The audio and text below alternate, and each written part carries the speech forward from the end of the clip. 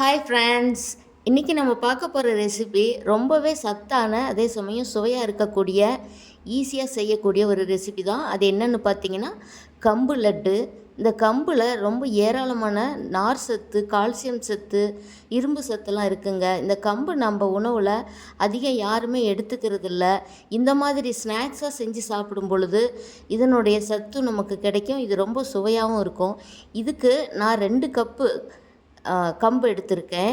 இந்த கம்பு முன்னாடியே நான் கழுவி காய வச்சு தான் எடுத்து வச்சுருக்கேன். நீங்கள் சுத்தம் பண்ணலாம், அந்த மாதிரி சுத்தம் பண்ணி எடுத்துக்கோங்க.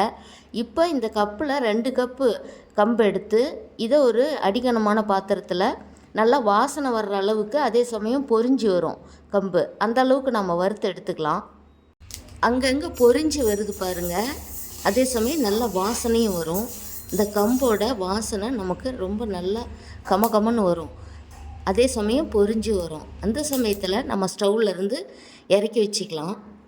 இதை நல்லா ஆற வச்சு ஒரு மிக்ஸி ஜாருக்கு மாற்றி இதை நல்லா பவுடராக பண்ணி எடுத்துக்கலாம். இப்போ பாருங்கள், அரைச்சாச்சு. கொஞ்சம் இது குறகுறப்பாக தான் இருக்கும். ரொம்ப நைஸாக வேணும்னா நம்ம மிஷினில் கொடுத்து அரைச்சிக்கலாம். ஆனால் இந்த மாதிரி இருந்தால் இது ரொம்பவே டேஸ்ட்டாக இருக்கும். இதுக்கு நான் 2 கப்பு கம்புக்கு 1.5 கப்பு வெல்லம் எடுத்து ஒரு 1/2 கப்புக்கும் கம்மியாக 1/4 கப் அளவுக்கு தண்ணி இதோடு சேர்த்துக்கிறேன். சேர்த்துட்டு இது ஜஸ்ட்டு நம்ம ஸ்டவ்வில் வச்சு சூடு பண்ணி இந்த வெல்லம்லாம் கரைஞ்சி வந்தால் போதும். இதை கரைச்சி எடுத்துக்கிட்டு நம்ம இந்த பவுடர் பண்ண கம்பை ஒரு பாத்திரத்துக்கு மாற்றிக்கலாம். மாற்றிட்டு இந்த பாகு பாருங்கள், பாகு தான் வர வேண்டாம், ஜஸ்ட் அந்த வெல்லம்லாம் கரைஞ்சி வந்தால் போதும். அதில் உள்ள தூசிகளெல்லாம் வடிகட்டுறதுக்காக தான் இந்த மாதிரி நம்ம வச்சு சூடு பண்ணிக்கிறது. இப்போ இதை ஸ்டவ்லேருந்து இறக்கி வச்சுக்கலாம். இந்த லட்டுக்கு நான் கொஞ்சம் முந்திரி சேர்த்துக்க போகிறேன். இந்த முந்திரியை ஒரு 2 ஸ்பூன் நெய் விட்டு ஒரு பாத்திரத்தில் போட்டு இதை வறுத்து எடுத்துக்கலாம். இது கொஞ்சம் கலர் மாதிரி வந்தால் போதும். இப்போ இந்த முந்திரியை நல்லா நெய்யில் வறுத்தாச்சு. இந்த சமயத்தில் நம்ம பவுடர் பண்ணி வச்சுருக்கிற இந்த கம்பு பவுடரை இதோடு சேர்த்து நல்லா கிளறி விட்டுக்கலாம். கிளறி விட்டுட்டு இதுக்கு நான் ஒரு 2 ஸ்பூன் அளவுக்கு நெய் சேர்த்துக்கிறேன்.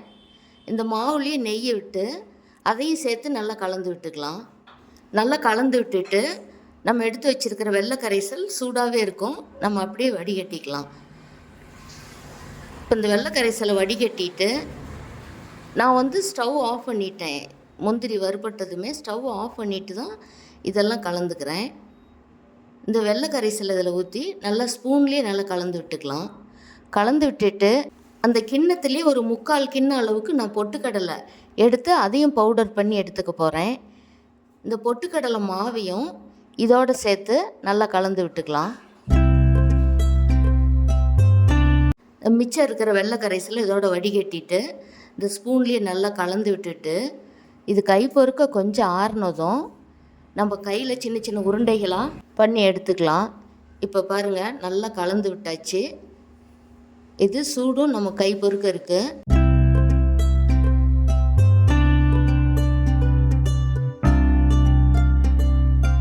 இந்த சமயத்தில் நம்ம இதை சின்ன சின்ன உருண்டைகளாக பண்ணி எடுத்து ஸ்டோர் பண்ணி வச்சுக்கிட்டோன்னா இதை ஒரு 10 நாள் அளவுக்கு கூட நம்ம வெளியில் வச்சு சாப்பிட்டுக்கலாம். இல்லை அப்படின்னா ஃப்ரிட்ஜில் வைக்கணுன்னா நீங்கள் 1 மாதம் 2 மாதம் அளவுக்கு கூட இதை ஃப்ரிட்ஜில் வச்சு ஒரு டப்பாவில் போட்டு மூடியே வச்சுட்டிங்கன்னா அப்பப்போ எடுத்து ஒவ்வொரு உருண்டை நம்ம டெய்லி சாப்பிட்றதுக்கு இது ரொம்பவே சுவையாக இருக்கும். ஏராளமான சத்துக்கள் நிறைஞ்ச இந்த கம்பு லட்டை நீங்களும் செஞ்சு பாருங்கள். குழந்தைகளுக்கு ஸ்நாக்ஸ் கேட்கும்போது இந்த மாதிரி செஞ்சு வச்சுட்டு கொடுங்க. இந்த மாதிரி நீங்களும் செஞ்சு பார்த்துட்டு உங்களுடைய கருத்துக்களை கமெண்ட் பாக்ஸில் சொல்லுங்கள். அனிமிக்காக இருக்கிற குழந்தைகளுக்கு இந்த மாதிரி கம்பில் நீங்கள் செஞ்சு கொடுக்கும் பொழுது அவங்களுக்கு ரத்தம் அதிகமாக ஊறும், நல்ல ஒரு ஸ்ட்ரென்த்து கிடைக்கும். அரிசியை விட 8 மடங்கு இரும்பு சத்து அதிகம் உள்ள இந்த கம்பு வச்சு இந்த மாதிரி லட்டுவாக செஞ்சு நீங்களும் உங்களோட குழந்தைகளுக்கு கொடுங்க. விசேஷமாக பெண்கள் இதை அதிகமாக சாப்பிட்டா அவங்களுக்கு நல்ல ஒரு சத்து கிடைக்கும். இது மாதிரி நீங்களும் செஞ்சு பார்த்துட்டு உங்களுடைய கருத்துக்களை கமெண்ட் பாக்ஸில் சொல்லுங்கள். சப்ஸ்கிரைப் பண்ணுங்கள். தேங்க்யூ.